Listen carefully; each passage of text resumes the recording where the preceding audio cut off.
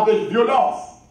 Les faits équimés et a de la peine à se retirer de lui après l'avoir tout brisé. J'ai prié tes disciples de les chasser et ils n'ont pas pu. Race incrédule et perverse, répondit Jésus, jusqu'à quand serai-je avec vous et vous supporterai-je? Amène ici ton fils. Comme il approchait, le démon le jeta par terre et l'agita avec violence. Mais Jésus menaça l'esprit impur, guérit l'enfant et les rendit à son père. Et tous furent frappés de la grandeur de Dieu. Tandis que chacun était dans l'admiration de tout ce que faisait Jésus, il dit à ses disciples, pour vous, écoutez bien ceci, le Fils de l'homme doit être livré entre les mains des hommes. Mais les disciples ne comprenaient pas cette parole, elle était voilée pour eux, afin qu'ils n'en eussent pas le sens, et ils craignaient de l'interroger à ce sujet. Or, une pensée leur vint dans l'esprit, savoir lesquels d'entre eux étaient les plus grands. Jésus, voyant la pensée de leur cœur, prit un petit enfant, le plaça près de lui, et leur dit, quiconque reçoit en mon nom ce petit enfant, me reçoit moi-même, et quiconque me reçoit celui qui m'a envoyé. Car celui qui est le plus petit parmi vous, c'est celui-là qui est grand. Jean prit la parole et dit, Maître, nous avons vu un homme qui chasse les démons en ton nom, et nous l'en avons empêché parce qu'il ne nous suit pas. Ne l'empêchez pas, lui répondit Jésus, car qui n'est pas contre vous et pour vous. Amen. Amen. Est-ce que nous pouvons donner une très bonne main d'acclamation à notre Dieu? Je voudrais que nous puissions réellement acclamer le Dieu puissant, le Dieu fidèle. Amen. Comme vous le savez tous, les thèmes de ce matin, ça a été communiqué, ça fait plusieurs semaines. 4 pièges à éviter. Mon objectif, à travers la prédication de ce matin, de cet avant-midi, de cet après-midi, c'est de nous outiller, afin que nous soyons capables de déjouer les pièges qui pavent notre chemin de la foi. Amen. Ici, nous avons lu le récit. Nous sommes en présence d'une manifestation de la grandeur du Seigneur, où nous voyons Jésus chasser les démons, là où les disciples avaient lamentablement échoué. Ils ont essayé pour chasser les démons, mais la Bible dit que les démons n'avaient pas obéi ni obtempéré. Jésus est venu et il a pu finir et achever le travail. Vous comprendrez que aujourd'hui nous ne parlerons pas de Jésus, nous parlerons plus de ses disciples. Les disciples qui sont aujourd'hui en scène, en sellette, et qui manifestent plusieurs accros sur leur chemin. Et nous ne sommes pas là pour leur porter les blancs. Parce qu'ils ne sont pas les seuls à rencontrer des difficultés dans leur parcours ministériel. Nous aussi, nous sommes également confrontés, nous pouvons être confrontés aux mêmes difficultés. L'apôtre Paul, dans le livre de 1 Corinthiens chapitre 10 au verset 11, nous dit quelque chose d'important et je pense que ça s'applique également dans ces cas. La Bible nous dit ceci, 1 Corinthiens chapitre 10 verset 11. Ces choses leur sont arrivées pour servir d'exemple et elles ont été écrites pour notre instruction à nous qui sommes parvenus à la fin des siècles. C'est-à-dire que les essais d'échec doivent nous servir d'exemple, doivent nous servir d'analogie. Nous devons à chaque fois nous référer à ce qui est arrivé à nos dévanciers pour que nous n'arrivions pas nous ne puissions pas tomber dans les mêmes difficultés. La Bible regorge beaucoup d'exemples. Et ces exemples, nous pouvons et nous devons les suivre. Mais ce matin, nous n'allons pas épingler les exemples à suivre, mais les exemples à ne pas suivre. Amen. Les exemples à ne pas suivre que nous pouvons considérer comme étant des pièges qui peuvent constituer des goulons d'étranglement à l'épanouissement de notre mystère. Est-ce que quelqu'un est avec moi? Amen. Amen. Nous allons développer 4 points. Je vais les épingler, 4 pièges que nous devons éviter. Je vais les épingler et nous allons les élaborer au fil de notre prédication. La première chose que nous devons nous garder, c'est de manquer de s'appuyer sur Dieu. Deuxième piège. Premièrement, manquer de s'appuyer sur Dieu. Deuxièmement, perdre la croix de vie. Troisièmement, rechercher notre propre gloire. Quatrièmement, combattre les mauvais ennemis. Est-ce qu'on est ensemble? Je disais, manquer de s'appuyer sur Dieu. Ça, c'est le premier piège. Deuxièmement, perdre la croix de vie. Perdre de vie la croix. Troisièmement, rechercher notre propre gloire. Et quatrièmement, enfin, combattre les mauvais ennemis. Amen. Nous allons commencer à élaborer par les premiers pièges que nous devons éviter. Manquer de s'appuyer sur Dieu. Ici, je voudrais faire allusion au fait de ne pas faire confiance à Dieu pour faire ce que lui seul est capable de faire. Ici, nous voyons les disciples tomber lamentablement dans ce piège. S'appuyer sur leur propre force, leur propre expérience, croyant qu'avec leur propre force, ils peuvent être capables d'apporter des solutions spirituelles aux problèmes. Les versets 37 au verset 40, la Bible nous dit que les disciples confrontés au problème, ils n'ont pas été capables. Le Père est sorti pour aller à la rencontre du Seigneur, pour présenter son problème. Il dit que j'ai prié tes disciples. J'ai un cas de possession démoniaque. Mon fils est tourmenté. Mon fils est dérangé. Il y a un esprit qui l'agite constamment. Et lorsque l'esprit l'agite, il l'écume.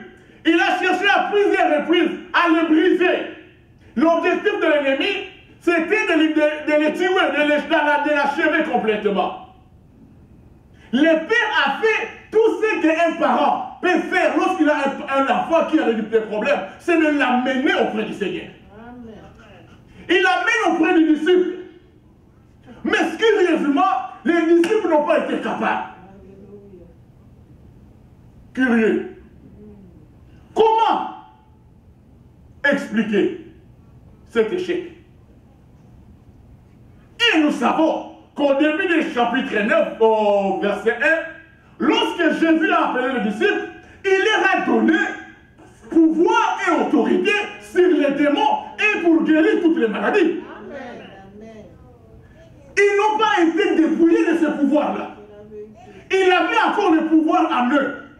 Mais voilà, confrontés à une difficulté, ils cassent, incapables d'apporter la solution.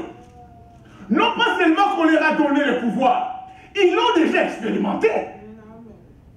Vous vous rappelez lorsqu'ils sont sortis, ils sont revenus avec des témoignages. Ils ont dit à Jésus, avec joie, même les démons nous sont soumis à ton nom. Les gens ont été guéris, les peuples purifiés, les morts ressuscités à ton nom. Mais pour les cas précis,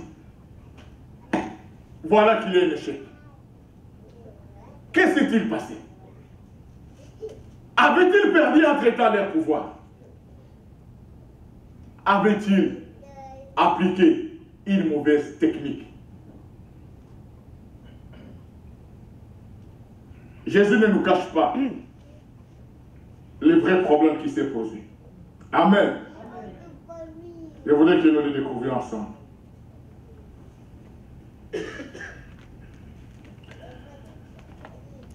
Au verset 41, la Bible dit: race incrédule et perverse, répondit Jésus, jusqu'à quand serai-je avec vous et vous supporterai-je? Amène ici ton fils. Race incrédule et perverse. L'incrédulité. C'est que, apparemment, les disciples considéraient les cas qui leur étaient présentés comme extrêmement difficiles. Amen. Ils ont eu à rencontrer les démons. Des gens qui étaient possédés. Mais il y a démons et démons. Certainement, ils sont agrandis comme ça, c'est un démon guerrier. Il est virulent, il est puissant. Même avec la force que nous avons, nous ne pouvons pas nous en sortir. Ils l'ont fait par formalisme, ils n'y croyaient même pas. C'est la prière des foi qui sauve. Amen. Pas la prière des crédits. La Bible dit, Jésus dit, amène-moi ton fils.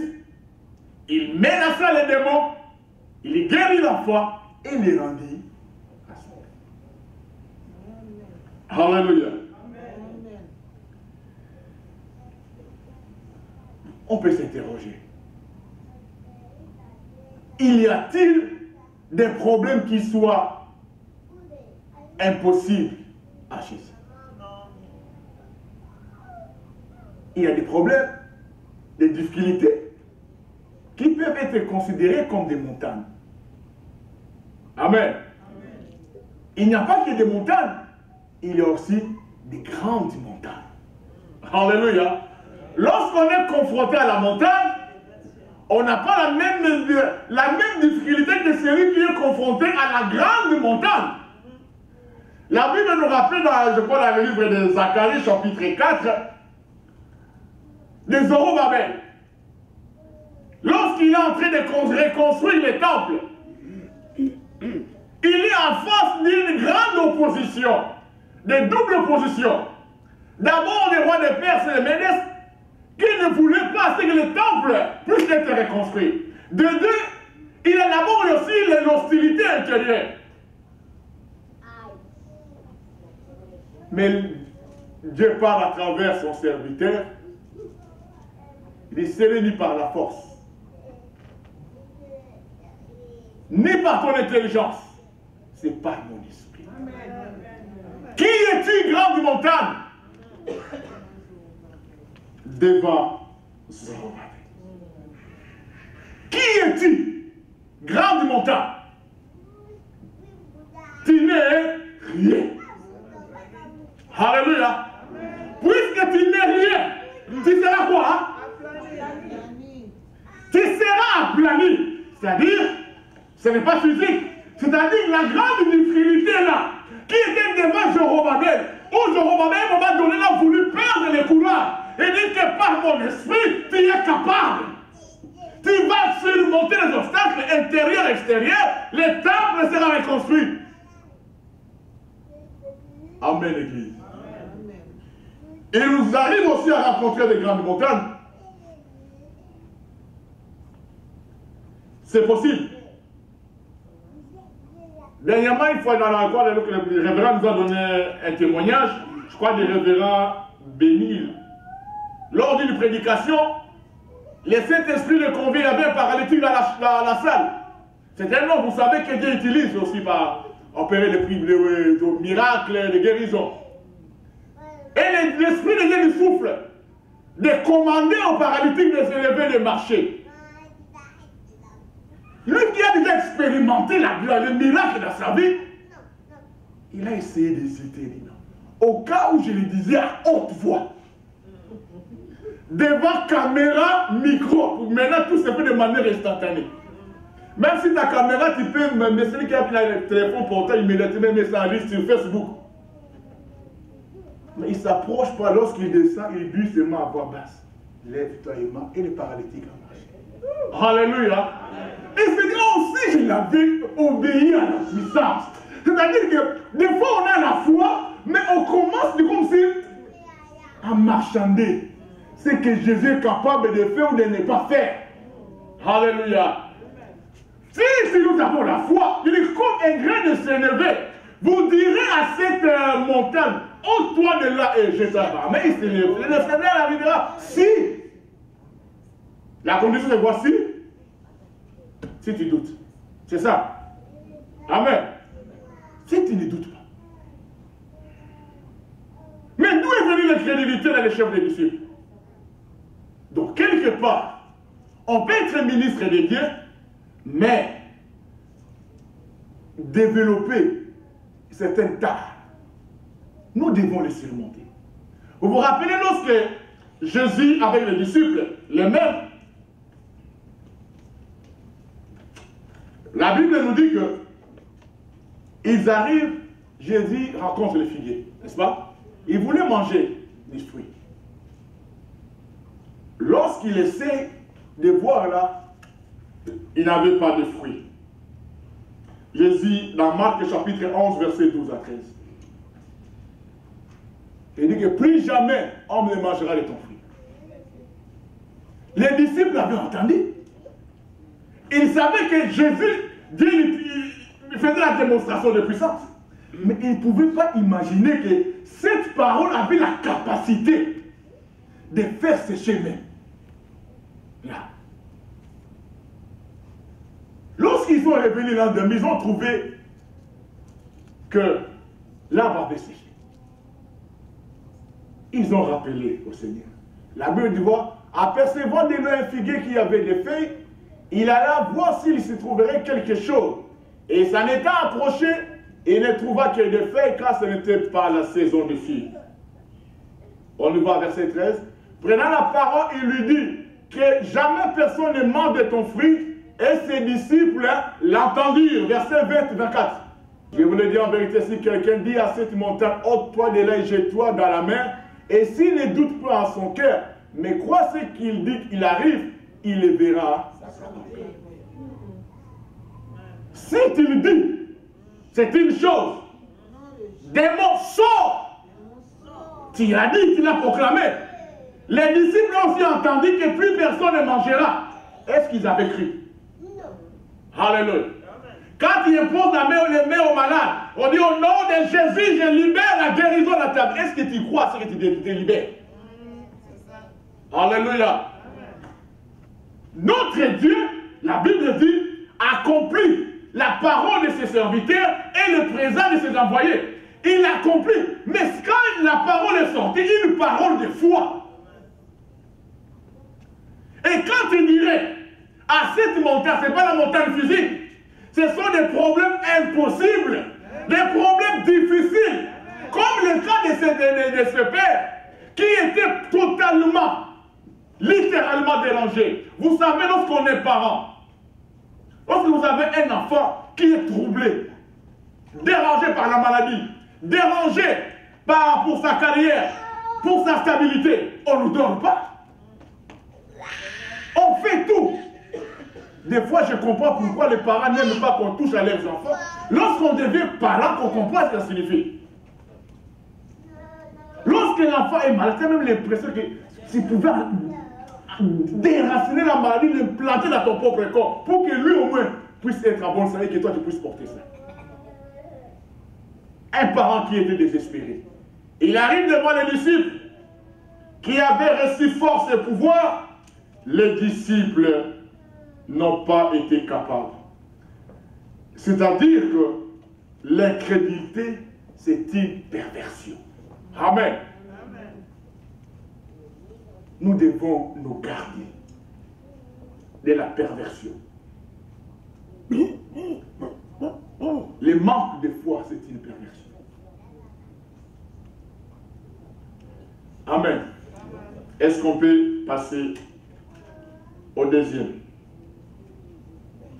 piège? Je ne sais pas si le premier piège a été traité. Deuxième piège. Perdre la croix de vie.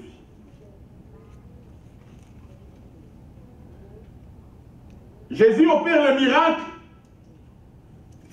La Bible dit, la foule fut frappée d'admiration. Ils s'extasiaient. Les gens se réjouissaient. As-tu vu ça? As-tu vu ça? As-tu vu ça? On voit que c'était une démonstration de puissance. Mais il se tourne vers les disciples. Il leur fait voir, comme pour chacun de nous, ministres de Dieu, de ne pas être porté par la gloire, ni par les spectaculaires, mais de rester concentré à ce qui est essentiel, la croix. Alléluia. Au verset 43, la Bible dit ceci. 43-44. Tandis que chacun était dans l'admiration de tout ce que faisait Jésus, il dit à ses disciples, pour vous, disciples, écoutez bien ceci, le Fils de l'homme doit être livré entre les mains des hommes. Quel contraste! Les gens sont en train de célébrer la puissance, la gloire. Ils sont en train de célébrer la démonstration des miracles comme beaucoup aiment le faire. Lorsque nous voyons dans les réseaux sociaux, les meilleures pages, c'est souvent où l'on voit les gens faire des démonstrations de la puissance. Quel est ce prédicateur? Si tu vas lui amener un montage d'une prédication, d'une campagne d'évangélisation, tu ne le mettras pas là où les gens tombaient. Alléluia. Elle dit, mais non, toi tu mets que l'enseignement. Il fallait, c'était là, il fallait vraiment focuser sur les spectaculaires. Il dit, non, ne vous laissez pas troubler par les spectaculaires. Ce qui est important, c'est ma mission, puisque bientôt là, il faut que pour vous, que je sois livré. C'est ça l'objectif pour lequel je suis arrivé. Les miracles, ce sont des signes. Et les signes ne sont faits que pour des personnes qui voient. Alléluia. Il faut être voyant pour voir les signes. Amen. Mais, curieusement, la Bible dit, les disciples ne les comprenaient pas. Ils étaient voyants. Comment comprendre les disciples qui sont avec Christ? N'est pas considérer à sa juste valeur la mission cardinale du Seigneur. Certainement qu'ils étaient influencés par leur conception. Il se peut qu'ils se disaient, un homme aussi puissant comme Jésus, qui est capable de ressusciter les morts, qui est capable de réussir là où 12 ont échoué, aller mourir sur la croix ne pouvait pas être concevable. Ils ne pouvaient pas faire preuve de telle faiblesse, aller mourir à la croix.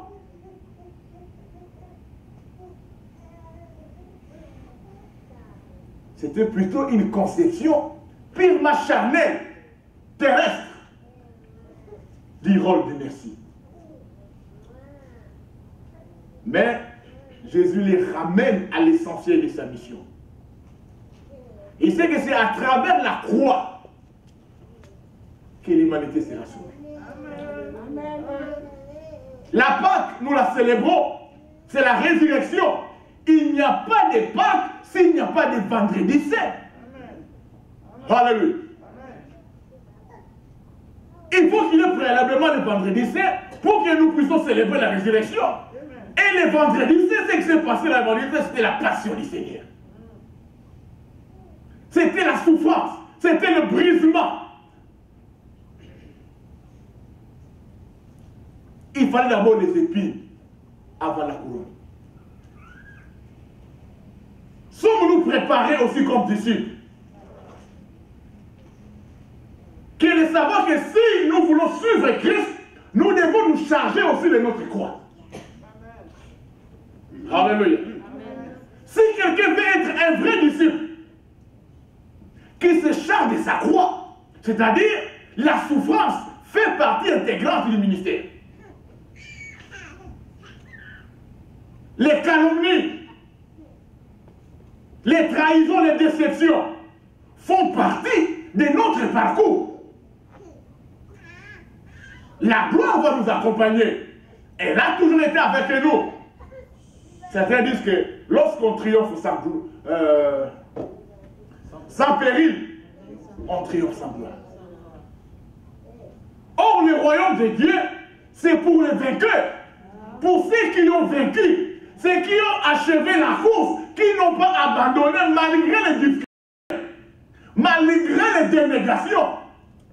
À un certain moment, tu peux te dire finalement, à quoi bon les ministères? Quelle déception! Celui-là même que tu as conduit au Christ, tu as donné les rudiments de la foi, il a commencé à intervenir, c'est demain qui va se retourner contre toi. Amen, Église. Toutes ces dislocations qu'on voit dans les églises, ils ne viennent pas de l'extérieur, de l'intérieur. On a été 5 il y a une semaine. Dans 10 ans, nous serons toujours 5. Amen. Alléluia. Il faudrait qu'un jour, que l'Église regrette l'acte qui vient de se passer. Ça fait partie également du ministère. Alléluia. Et si tu te dis non, puisque tout peut arriver, je vais me contenter. Non, non, non. Il nous a envoyé de faire de toutes les nations les disciples. Alléluia. Le maître, c'est celui qui forme les disciples. Même Christ, en les recrutant, il savait que tous sont sanctifiés, mais tous ne sont pas pires. Alléluia. On les a mis à part. Mais il sait que parmi eux, il y en a quelqu'un qui était déjà en contact avec l'ennemi. Les disciples, lorsqu'ils se regardaient, ils disent bon. Il a dit à Judas, fais ce que tu as l'habitude de dire. Et il pensait que, comme s'il avait la bourse, on lui demandait de faire ce qu'il a l'habitude de faire. Des fois, on peut entendre sans comprendre c'est l'essence des choses. La croix fait partie intégrante de notre ministère. Ils arrivent de le faire. Des fois, les gens crachent sur la main qui les a nourris. Doit-on se priver de continuer à faire le bien? Amen, Église. Ce qui va nous intéresser, comme la recommandation de l'apôtre Paul, dans 1 Corinthiens chapitre 2, verset 2, car je n'ai pas eu la pensée de savoir parmi vous autre chose que Jésus-Christ et Jésus-Christ crucifié. C'est ça la préoccupation des chrétiens.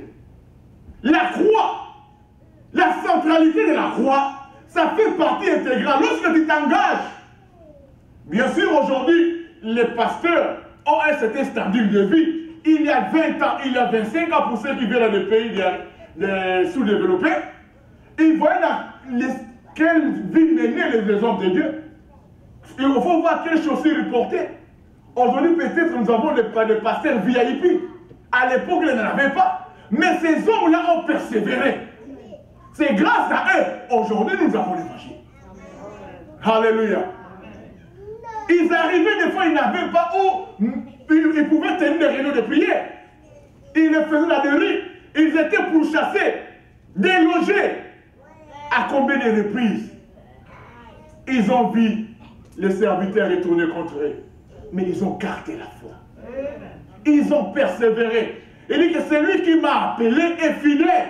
Il m'avait prévenu que si quelqu'un pouvait me suivre, qu'il se chargeait de sa croix. Voilà pourquoi Jésus rappelle aux disciples, pendant que les gens sont en train de s'enthousiasmer pour les miracles, de s'enthousiasmer pour la prospérité, de s'enthousiasmer pour les richesses, de s'enthousiasmer pour les hypothèques, il dit que pour vous, gardez le focus sur la croix. Amen, l'Église. Lorsqu'on a les yeux focusés sur la croix, nous avons à ce moment-là des motifs de nous glorifier. Alléluia. Galates chapitre 6, verset 14, nous dit quelque chose d'important. Pour ce qui me concerne, loin de moi la pensée pour ce qui me concerne, loin de moi la pensée de me glorifier d'autres choses que de la croix de notre Seigneur Jésus-Christ, par qui le monde est crucifié pour moi, et comme je le suis pour le monde. Voilà l'objet de notre glorification. La croix, où le Seigneur est crucifié, et toi aussi tu es quoi? Crucifié pour le monde. Nous sommes crucifiés aussi, comme Christ a été crucifié. On t'a déjà insulté pour l'évangile. On t'a déjà chassé pour l'évangile. Alléluia. Alléluia. Si nous n'intégrons pas cette donne dans notre discipulat, nous aurons toujours des difficultés. Voilà pourquoi beaucoup de serviteurs aujourd'hui, ils disent que non, Dieu m'a appelé, mais si je savais que ça allait être comme ça, je n'aurais jamais accepté.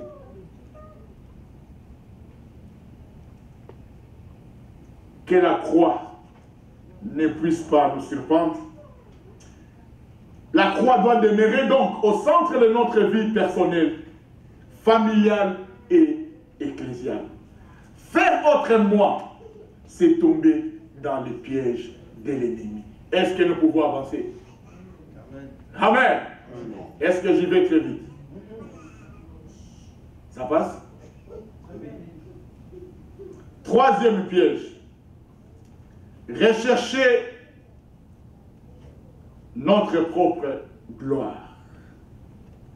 Ceci nous amène à un des débats les plus désolants qu'on ait jamais enregistré. Le verset 46 nous dit ceci. Or, une pensée leur vint dans l'esprit, savoir lesquels d'entre eux étaient les plus grands. Qui est le plus grand? Nous sommes les disciples. C'est bien, mais pas entre disciples. Il faut quand même qu'il y ait cette hiérarchisation. Il faut quand même qu'il y ait un chef de file. Il faut quand même que la prééminence des uns soit reconnue. Qu'on sache qu'il y a un leadership incontestable et incontesté. Si nous-mêmes nous choisissons, peut-être, ça serait influencé. Vous voulez que Jésus même nous confirme que, puisque lui nous connaît, il connaît notre degré de foi, il connaît notre attachement, il connaît notre capacité de servir. Dites-nous, qui est le plus grand? La tentation que beaucoup tombent. Et lorsqu'on on tombe dans ce piège, ça crée quoi? Des jalousies, les tiraillements, l'animosité. Puisqu'on ne fait pas des choses pour l'avancement du royaume de Dieu, mais on cherche à s'affirmer soi-même comme tel. C'est un débat que je disais qui était désolant. Pour 2 ou 3 raisons. Premièrement, nous devons reconnaître que au moment des faits, aucun des disciples n'était grand. Amen. Tous, ils venaient d'échouer.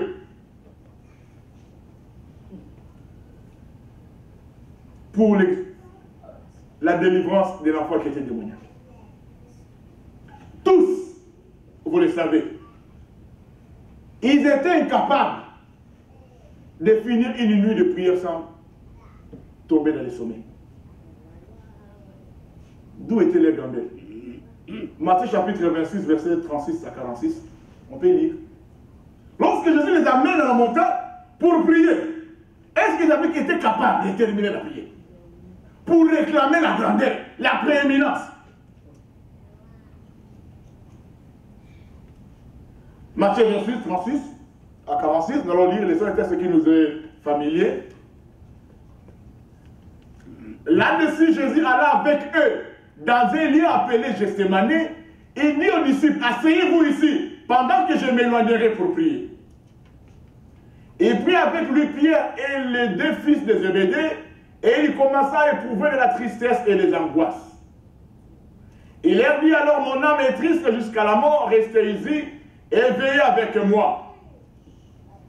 Puis ayant fait quelques pas en avant, il se jeta sur sa face et pria ainsi, mon Père, s'il est possible que cette coupe s'éloigne de moi, toutefois non pas ce que je veux, mais ce que tu veux. Il vint vers les disciples qu'il trouva endormis profondément, et il dit à Pierre, vous n'avez donc pu veiller 1 heure avec moi? Veillez et priez, il les exhorte même, afin que vous ne tombiez pas dans la tentation. L'esprit est bien disposé, mais la chair est faible. Il s'éloigna une seconde fois et pria ainsi, mon Père, s'il n'est pas possible que cette coupe s'éloigne sans que je la boive, que ta volonté soit faite. Il y rêva et les trouva encore endormis, car leurs yeux étaient apaisantis. Il les quitta et s'éloigna, et il pria pour la 3e fois, répétant les mêmes paroles. Puis il alla vers ses disciples, il leur dit, vous dormez maintenant, et vous vous reposez, voici les reproches, et le Fils de l'homme est livré aux mains des pécheurs. À 3 reprises, même si on est incrédule, avec une telle exhortation du Fils de Dieu, de Dieu fait chair, il vient vous supplier, s'il vous plaît, priez, veillez et priez, afin que vous ne tombiez pas en tentation. Si tu peux résister à la parole d'un prédicateur, même à la parole de Jésus lui-même, et puis tu vas dire, qui est le plus grand? Amen. Amen. Est-ce que c'est normal? Est-ce qu'il n'était pas envoûté?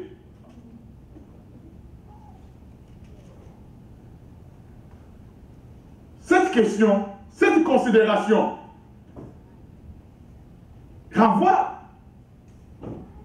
C'est comme si on voulait savoir qui est le plus grand pygmée du monde. Amen. Ça, quelle grandeur. Deuxième considération. Non seulement qu'ils étaient capables de finir une nuit de prière, mais cela allait à l'encontre de l'enseignement du Christ. Qu'est-ce que Christ a enseigné? Si on veut être grand, on doit être qui? Alléluia. Si on veut être grand, on doit se faire petit. On doit servir. C'est ça la vraie grandeur selon les critères du ciel. Et non pas les considérations. Non, vous allez vous mettre à la place. Vous voyez quand vous arrivez ici, vous avez un berger qui se met avec tout le monde. Mais allez dans d'autres églises, il est à côté avec un fauteuil, avec un or, avec, je crois même la peau de léopard. Lorsqu'il entre à l'église, le général, tout le monde se met debout, il y a même des militaires, des scores, on veut se faire grand. Mettez sur Internet parce qu'on envoie des images sur WhatsApp. Et lorsqu'il entre là, avant qu'il s'assoie, tout le monde est à genoux. Les grands, les plus grands, la langue oubliée, l'homme de Dieu, l'homme de feu, l'homme de ceci. On interrompt tous les programmes de l'église. Puisque les grands viennent d'entrer. Ça, c'est les critères du monde. Mais les critères du ciel, les plus grands, c'est les plus petits. Tu vas me demander, où est votre pasteur? Toi, tu ne le connais pas, mais non. Je n'ai jamais vu que je comprends le pasteur va dire, mais non, tu le connais, mais non. Il est où? Puisqu'il a son esprit. Quand il entre à l'église, on ne pose même pas la question. On se met voir par la posture, la chaise, le standing. Non, c'est lui-là. L'homme est attiré par ce qui frappe les regards. Mais Dieu voit l'intérieur. Il voit les dispositions. C'est celui qui sait. C'est celui-là qui doit avoir la grandeur. Pour leur montrer l'exemple, Christ lui-même a fait les choses qu'eux-mêmes ne pouvaient pas faire. Il les a lavé les pieds. Amen. Alléluia. Amen. On rapporte que, selon les traditions des Proche-Orient, les lavages des pieds, c'est la chose que tu ne peux même pas demander à un esclave de faire. Mais lui, le maître, Dieu fait chair. Il vient vous laver les pieds. Pierre dit non, tu ne peux pas les faire. Il dit mais non, je les ferai. pour vous montrer l'exemple. Alléluia. Vous voyez, l'un des éléments de grandeur de notre Seigneur Jésus-Christ, c'est qu'il n'a jamais cherché la grandeur pour lui-même. Amen. Amen. Quelle tristesse de trouver une disposition contraire dans les chefs des serviteurs, des disciples.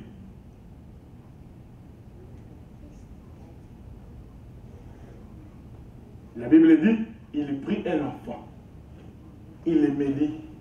Voilà l'exemple. Soyez comme un enfant. Si celui qui reçoit un enfant comme on dit, c'est celui-là qui est le plus grand. Vous savez pourquoi on prend un enfant? Puisque un enfant, pour être en harmonie, vivre avec un enfant, tu dois te ramener à son niveau. Amen. Amen. Amen. Je ne sais pas si vous arrive, en tant que parent, de jouer avec vos enfants. Vous n'allez pas les jouer avec les jeux des adultes. Non. Alléluia. Amen. Je me rappelle, mon fils avait 2 ans, je lui ai acheté les ballons. Comme il a une petite sœur, il ne sait pas, les filles, ça laisse à d'autres jouer. Mais il n'avait que personne qui pouvait jouer avec lui. Mais un jour, je me suis amusé, il fait semblant de jouer. J'ai senti la joie. Il ne sait pas, il dit, toi ça là. Et il était. Et moi je le vois. Donc je me mets à son niveau. Je ne vais pas commencer à courir avec lui comme un athlète. Non. Je me mets à son niveau et l'enfant est à l'aise. Donc, quand j'ai quitté, les là, lorsqu'il dort avec son lot, j'ai bien joué avec papa. J'ai joué avec papa. J'ai joué avec papa. Oh non, j'ai gagné. Tu me laisses même marquer pour lui faire plaisir. Amen. Alléluia. Et l'enfant, c'est ça considéré. Oh non, j'ai le talent. Je suis encouragé. Mais alors que nous voulons, quand on arrive là, tout le monde à genoux. On commence même à les dépouiller. Voilà, c'est les mercenariats. Alléluia. Il n'y a pas de place pour le végétarien. Nous venons pour que, comme Jean-Baptiste a dit, que moi je diminue, que lui c'est. Alléluia. Nous devons diminuer. Dieu t'a utilisé puissamment lors d'une prédication. Dès que tu sors là, on commence à te dire, bon, tu donnes les bouts des doigts. Tu peux plus. Tu sens quand même que non. Ta main a tellement la grâce que non, c'est donc beaucoup de une personne de temps de toute la main. Alléluia. Pas de barrière. Si on parvient à intégrer ça, on éviterait ces 3e pièges. Amen. Amen. Et n'oublions pas aussi que la recherche de la grandeur s'entraîne aussi, 3e élément, le morcellement, la division aussi de l'église. Vous verrez les gens s'organiser selon leur idole. Il dit que moi je suis pour Jean, moi je suis pour Pierre, moi je suis pour André. Rappelez-vous ceux qui ont suivi le séminaire avec le pasteur Badi pour la Pâque. Tous ces gens qui réclamaient l'honneur là, lorsqu'on est venu arrêter Jésus, Pierre l'a régné devant une femme. On dit que le pasteur Badi nous a dit que Jean est allé se cacher même dans une tombe. Amen. Mais il voulait réclamer la gloire. Hein. Alors que lorsque la croix est arrivée, il est allé se cacher dans la tombe.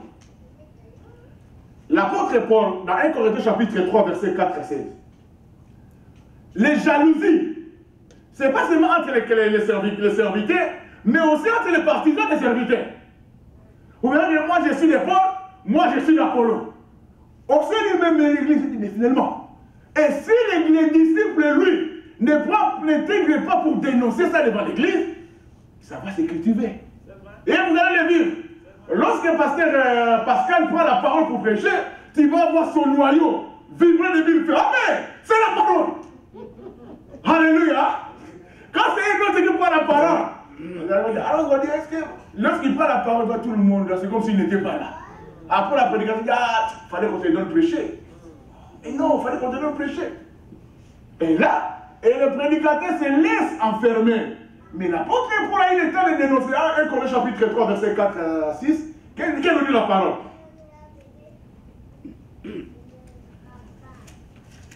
Frère Iba, 1 Corinthiens 3, 4, 6. Nous connaissons les passages tous, nous pouvons...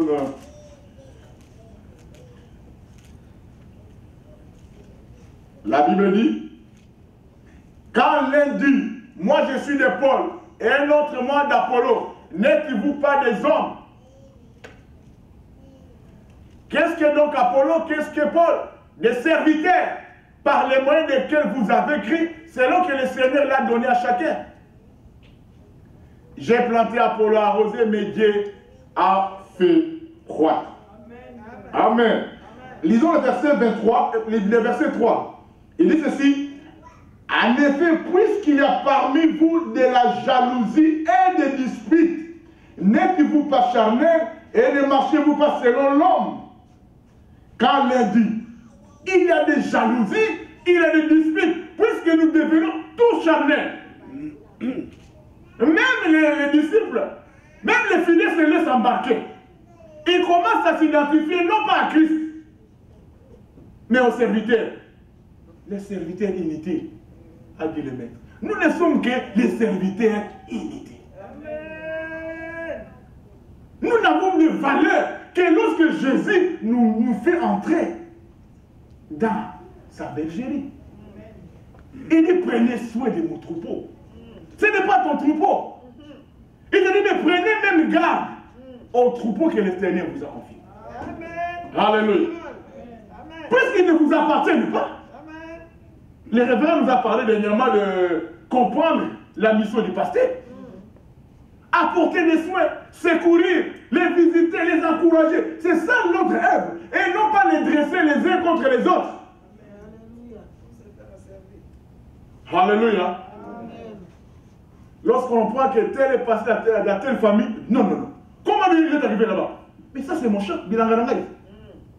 Tu commences à les recevoir, ah, comme ça, moi, je ne viens plus. Oh? Comment? Comme Apollo est passé, Paul ne peut plus passer?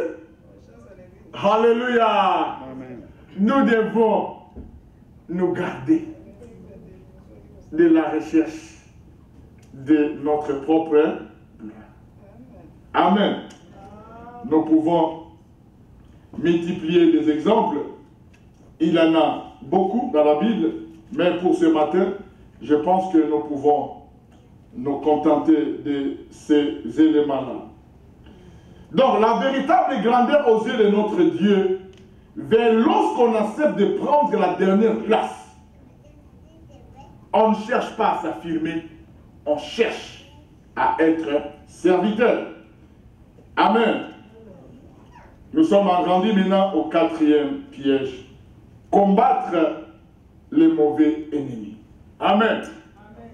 Bon, ici, Jean comprend quand même la chose. Il dit, bon, finalement, c'est bien. Entre nous, il ne faut pas qu'il y ait des différenciations. C'est possible. Mais pour ceux qui ne sont pas avec nous, il faut quand même qu'il y ait une différence. Est-ce qu'on ne peut pas les empêcher de faire ce que nous sommes en train de faire? Puisqu'ils ne sont pas membres de notre fratrie. Verset 40. 49, pardon. Jean prit la parole et dit, Maître, nous avons vu un homme qui chasse les démons à ton nom, et nous l'en avons empêché parce qu'il ne nous suit pas. Ne l'en empêchez pas, lui, répondit Jésus, car celui qui n'est pas contre vous est pour vous. Le 4e point, c'était combattre les mauvais ennemis. Amen. Quelqu'un n'est pas avec nous.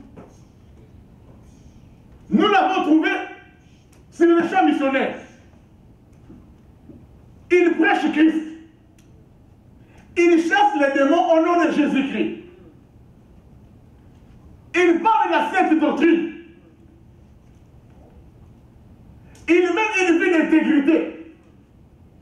Par le seul fait qu'il n'est pas dans les groupes, il devient un ennemi. Et c'est ce que Christ est venu nous enseigner. Alléluia. Il dit que lorsque nous l'avons vu, oh Seigneur, on n'a même pas pris 2 minutes, nous l'avons empêché.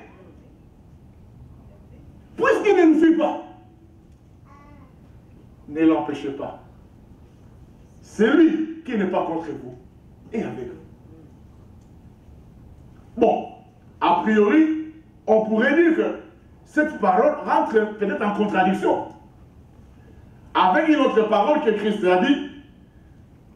Celui qui n'assemble pas avec moi disperse. Celui qui n'est pas avec moi est contre moi. Dans Jean chapitre 1, dans Luc chapitre 11, verset 23. Mais là, le Seigneur parlait des lèvres de l'ennemi. Il parlait de l'homme fort.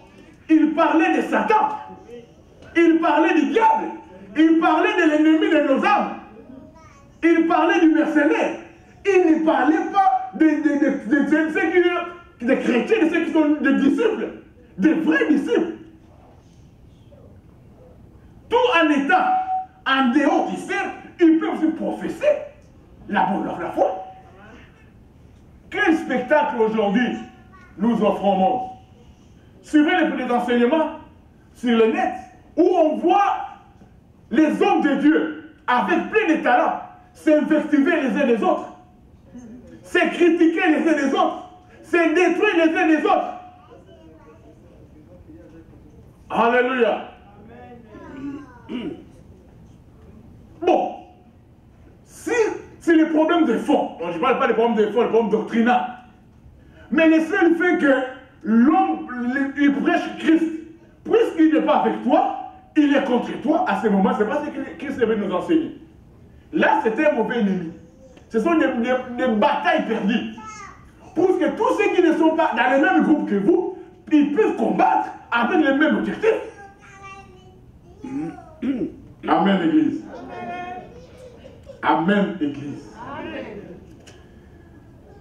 J'ai aimé le commentaire d'un prédicateur qui disait: des milliers de personnes à chaque époque de l'histoire de l'Église ont passé leur vie à reproduire l'erreur des gens. Ils se sont évertués à vouloir arrêter tous ceux qui ne servent pas Christ de la même manière qu'eux. Ils se sont imaginés dans leur vanité qu'aucun homme ne peut être soldat de Christ à moins de porter le même uniforme qu'eux et de combattre dans le même régiment qu'eux. Amen.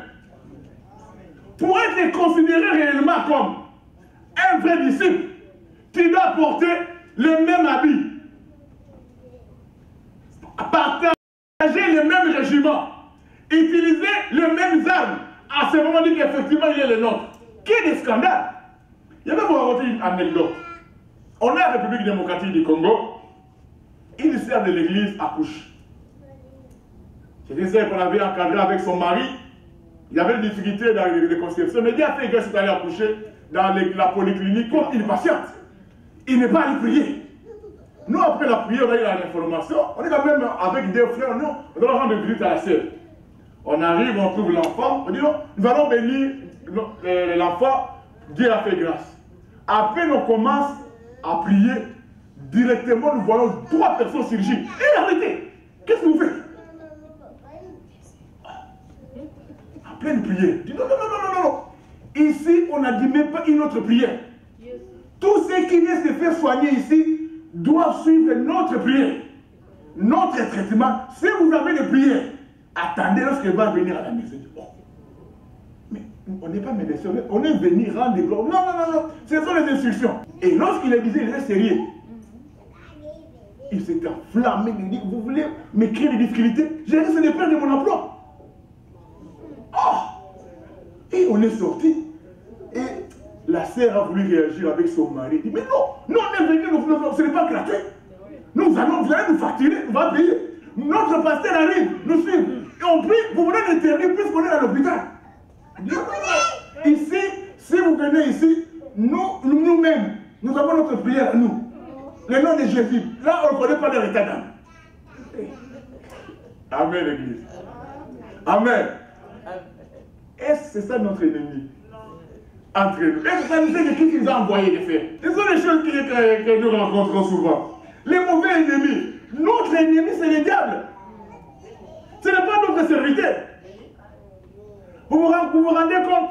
L'Israël est confronté à un péril. Goliath est devant eux. Il est en train d'insulter le nom de l'armée de l'Éternel. Il est en train d'insulter Dieu. Il est en train de traumatiser toute une nation. Les militaires sont là. Les rois Saoul est là. Les gens qui sont formés pour relever les défis sont également là. Mais personne. ne veut relever le défi. Quelqu'un qui n'est pas militaire, qui n'est qu'un enfant, mais qui a une expérience personnelle avec Dieu, qui a une intimité avec Dieu, qui sait comment Dieu est capable de délivrer et de relever le défi, arrive sur le champ de bataille. Pendant qu'il arrive, il attend Goliath insulter. Il observe que les gens qui sont formés, ils sont incapables de le faire. Au lieu d'aller affronter Goliath, il se tourne vers David. David dit, que fera-t-on de celui qui dit, oh, monsieur, voilà, c'est pourquoi tu es venu. Nous connaissons ton orgueil. Tu n'es qu'un aventurier. Oh. L'ennemi est là. Toi et moi, nous avons un ennemi commun, c'est Goliath. Ce n'est pas moi. C'est vrai. Si tu veux démontrer que tu es fort, impuissant, attaque-toi à Goliath. Puisque nous-mêmes, nous ne pouvons pas nous détruire. Nous ne pouvons que nous encourager. Quand toi tu vas avancer, moi je vais rester à genoux du Seigneur, soutiens ton serviteur. Alléluia. Puisque lorsque Goliath tombe, l'honneur ne revient pas à David. Il dit que le monde saura qu'il y a un Dieu. Pas le monde saura qu'il y a un David. Non. Et lorsque David avance, il dit que l'Éternel te livre entre mes mains. Aujourd'hui, le monde saura.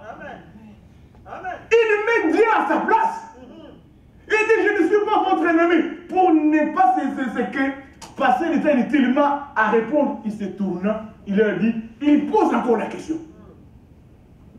Est-ce que nous le faisons? Mais ce sont les chamailleries, les invectives, celui-là envoie. Une autre anecdote, on est au Congo. Dans les années 97-98, il y avait un fort mouvement de réveil avec l'apparition des chaînes de télévision et de radio. Il y avait des prédicateurs qui avaient les chaînes de radio. Bon, je ne sais pas ce qui s'est passé. Il y a eu un malentendu entre les deux. Alors, ils les réglaient maintenant à travers les prédications. Et les gens étaient devenus très absents. Vous savez, le monde s'intéresse à des banalités et à des futilités. Et lorsqu'il se met à prêcher pour s'attaquer, lui, après le culte, il va suivre la cassette. Le dimanche prochain, on va attendre la réplique. Et ça fait scandale et sensation. La presse écrit, tout le monde s'en est mêlé. Et certains pensent que pour créer sa notoriété, ils doivent détruire les autres. Ça, c'était mauvais ennemi. Ce n'est pas l'ennemi. Vous ne pouvez pas, je crois que le pasteur Amadou me disait, bâtir votre succès sur les ruines des autres. Vous ne pouvez pas bâtir votre ministère sur les ruines des autres ministres de Dieu. Vous ne pouvez pas bâtir votre célébrité en détruisant d'autres serviteurs. S'il y a un ennemi qui peut nous unir tous, souvent on dit que les périls extérieurs renforcent l'unité intérieure. Lorsque la menace vient de l'extérieur, nous devons tous nous coaliser. Puisque notre ennemi est en train de rôder, lorsqu'il rôde, il ne regarde pas l'Arche, il ne regarde pas Saint-Christ à la voie, il ne regarde pas Jérusalem, il regarde tous la proie. Pour l'ennemi, nous sommes tous ses proies. Et nous, l'Église, comme corps, nous devons former bloc afin que l'ennemi ne puisse pas avoir accès à nous laissant distraire. Est-ce que quelqu'un a été avec moi ce matin? Que devons-nous conclure?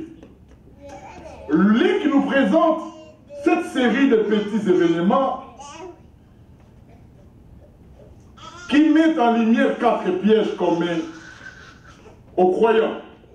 Ne pas faire confiance à Dieu pour ce que lui seul est capable de faire, perdre de vue la croix, rechercher notre propre gloire, combattre les mauvais ennemis. Donc, le premier piège vient d'un manque de foi. Le deuxième piège vient d'un manque d'objectif, c'est-à-dire de focus. Le troisième piège vient d'un manque d'humilité. Le quatrième piège vient d'un manque de sagesse. C'est une question qui, des fois, on vit, beaucoup de ministères étaient ruinés.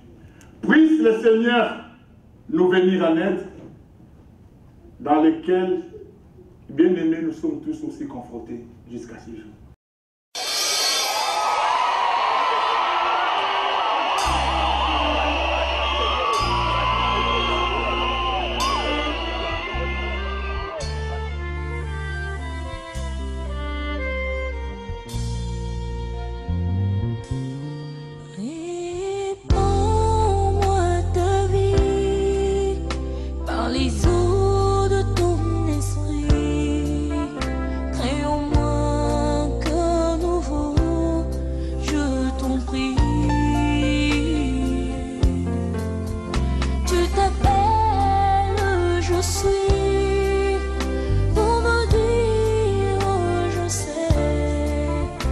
Parce qu'il y